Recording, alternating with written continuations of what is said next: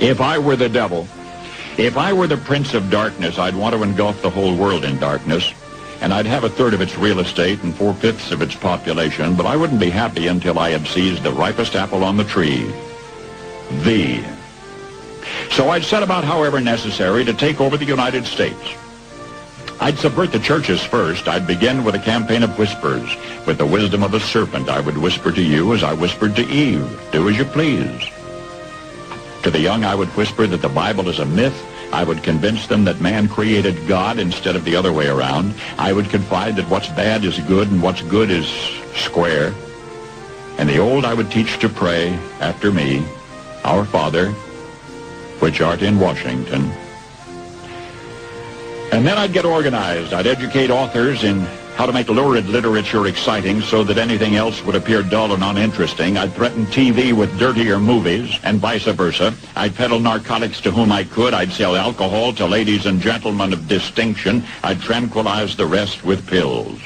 If I were the devil, I'd soon have families at war with themselves, churches at war with themselves, and nations at war with themselves, until each in its turn was consumed. And with promises of higher ratings, I'd have mesmerizing media fanning the flames.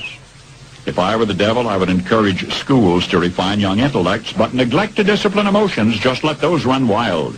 Until before you knew it, you'd have to have drug-sniffing dogs and metal detectors at every schoolhouse door. Within a decade, I'd have prisons overflowing. I'd have judges promoting pornography.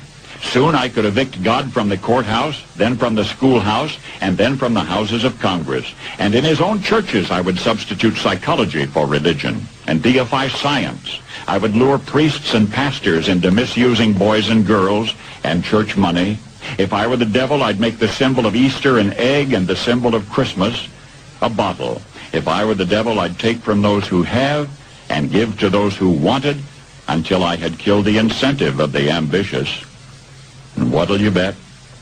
I couldn't get whole states to promote gambling as the way to get rich. I would caution against extremes in hard work, in patriotism, in moral conduct.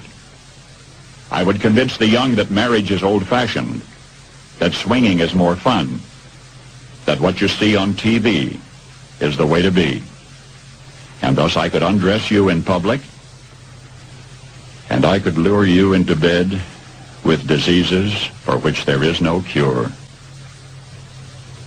In other words, if I were the devil, I'd just keep right on doing what he's doing.